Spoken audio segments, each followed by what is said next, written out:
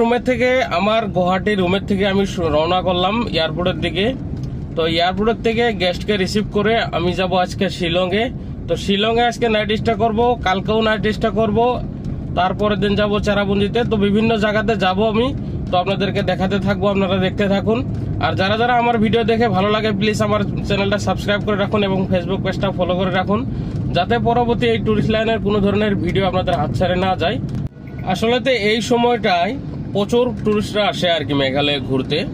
তো আজকে যে আমি বুকিংটা নিয়ে যাচ্ছি সেটাও আমার অনলাইন থেকে বুকিং করেছে, মানে আমার ইউটিউবে বা ফেসবুকের ভিডিও দেখে বুকিং করেছে। তো যারা যারা নর্থ ইস্টের মেঘালয় অরুণাচল প্রদেশ ঘুরতে আসবেন বলে ভাবছেন, তো এই গেস্টের মতো আপনারা যোগাযোগ করতে পারেন আমার ডেসক্রিপশনে দেওয়া নাম্বারে। আসলে তো এই সময়টায় মানে বিশেষ করে এই জানুয়ারি, ডিসেম্বর, নভেম্বর, মানে সেপ্টেম্বর থেকে শুরু হয়, এই সময়টায় কিন্তু প্রচুর টুরিস্ট আসে। এখন তো শিলং মেঘালয়ের দিকে আর কি, মেঘালয়ের দিকে তো প্রচুর ভিড়, এখন ফুল টুরিস্ট এসেছে, প্রচুর ভিড়, মানে কি বলবো, এখন আনন্দটাই আলাদা। তো যে গেস্টকে আমি রিসিভ করতে যাচ্ছি সেই গেস্টও কিন্তু আমার এই ইউটিউবের ভিডিও দেখেই মানে বিশ্বাস করে আমার সঙ্গে যোগাযোগ করেছিল। তো আমার এখানে ট্যাক্সি বুকিং করেছে। তো ওনাদেরকে আজকে আমি রিসিভ করে শিলংয়ের, চেরাপুঞ্জির, ডাউকির বিভিন্ন জায়গাতে ঘুরিয়ে নিয়ে বেড়াবো। তো আপনারাও যারা নর্থ ইস্টের মেঘালয় এবং অরুণাচল প্রদেশ এগুলো জায়গায় ঘুরবেন বলে ভাবছেন, তো এই গেস্টের মতো আমার সঙ্গে যোগাযোগ করে আমার এখান থেকে ট্যাক্সি নিয়ে যে কোনো জায়গায় ঘুরতে পারেন। অল এভরিথিং ট্যাক্সি আমার কাছে অ্যাভেলেবল আছে, আপনারা চাইলে যে কোনো ধরনের ট্যাক্সি নিয়ে নর্থ ইস্টের যে কোনো জায়গায় ঘুরতে পারবেন, কোনো অসুবিধা হবে না। আর আসলে তো কি, মেঘালয়ে ঘুরতে যান এবং অরুণাচল প্রদেশ ঘুরতে যান, মানে নর্থ ইস্টের যে কোনো জায়গায় ঘুরতে যান, মানে নর্থ ইস্টের যে কোনো জায়গায় ঘুরতে গেলে আপনি সর্বপ্রথম গুয়াহাটিতে আসতে হবে। তো আমিও অ্যাকচুয়ালি গুয়াহাটিতেই থাকি, আমি গুয়াহাটি থেকেই সব কাস্টমারকে সার্ভিস দিয়ে থাকি। তো আপনারাও চাইলে আমার সঙ্গে যোগাযোগ করতে পারেন। তো আজকে যে গেস্টটাকে আমি রিসিভ করতে যাচ্ছি সেই গেস্টটাও কিন্তু অলরেডি গুয়াহাটিতেই চলে আসছে। তো তারা এয়ারপোর্টে আছে, তো আমিও এয়ারপোর্টের দিকে যাচ্ছি। তো তাদেরকে আজকে রিসিভ করে আজকে শিলং স্টে আসছে তাদের, তো আমরা শিলংয়ে যে থাকবো। তো শিলংয়ে যাওয়ার সময় কি কি পরে সাইট সিইং, আজকে বিশেষ করে সেরকম কিছু পড়বে না, কারণ অলরেডি তারা লেট করে চলে এসেছে। তো একটার সময় তাদের ফ্লাইট আছে, তাদের ফ্লাইটটা একটার সময় ল্যান্ডিং করবে। তো বিশেষ করে বেশি কিছু আজকে দেখানো সম্ভব না। তো কালকে দেখবো কতটুকু সম্ভব হয়। তো কাস্টমারের উপর নির্ভর করে, তারা যেরকম দেখে আমরা সেই হিসেবে দেখানোর জন্য চেষ্টা করে থাকি। ফাইনালি আমি এয়ারপোর্টে পৌঁছে গেলাম। তো এখান থেকে প্রায় 200 থেকে 300 মিটার হবে মানে এয়ারপোর্ট।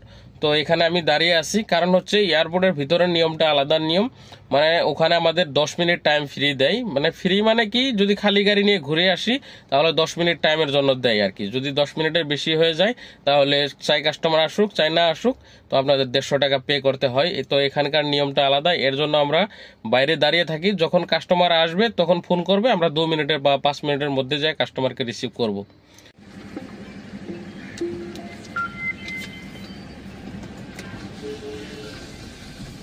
তো এখান থেকে রিসিভ দিয়ে দিবে 10 মিনিটের জন্য, 10 মিনিট দাঁড়াতে পারবেন। এর বেশি দাঁড়ালে মানে এক্সট্রা ফাইনই বলা হয়, সেটা কি এক্সট্রা ফাইন দিতে হয়। তো আমি 10 মিনিটের ভিতরে কাস্টমারকে রিসিভ করে নিয়ে চলে যাব। মানে আরেকটা সুবিধা আছে, যদি ট্রাফিক থাকে আর কি, যদি ভিড় থাকে তাহলে মানে একটু ম্যানেজ করে দেয় আর কি।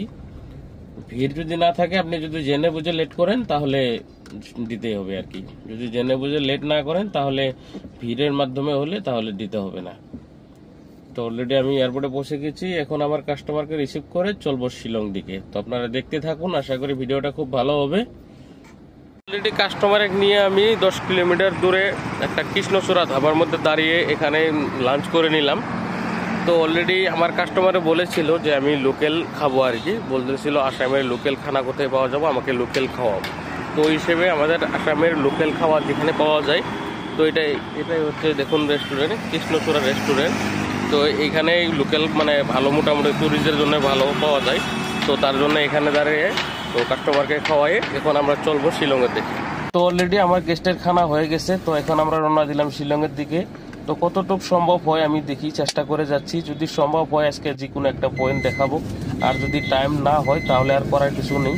কারণ আমরা প্রত্যেকটা গেস্টকেই এরকমই সেবা দিয়ে থাকি, চেষ্টা করে থাকি যে তারা যে আনন্দ ফুর্তি নিয়ে নর্থ ইস্টে ঘুরতে আসছে সেই আনন্দ নিয়েই যাতে ঘুরতে পারে।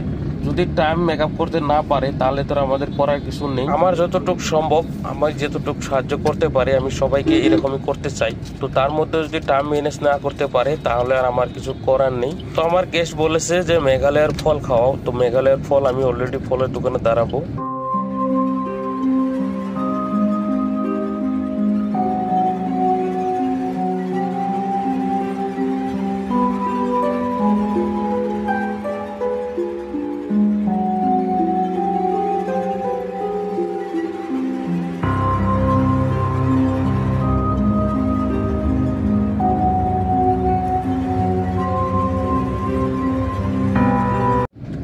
লম্বু প্রচুর ফলের মানে মেঘালয়ের জেনুইন ফল পাওয়া যায়, অর্গানিক ফল পাওয়া যায়। যারা মেঘালয়ের ফল একবার খেয়েছেন তো তারা নিশ্চয়ই জানেনি। তো গেস্টরাও খেতে চাইলো, তার জন্য আমি এই জায়গাটায় দাঁড়াইলাম। এই জায়গাটা অনেক সুন্দর ফল পাওয়া যায়, এই লোকাল ফল পাওয়া যায়।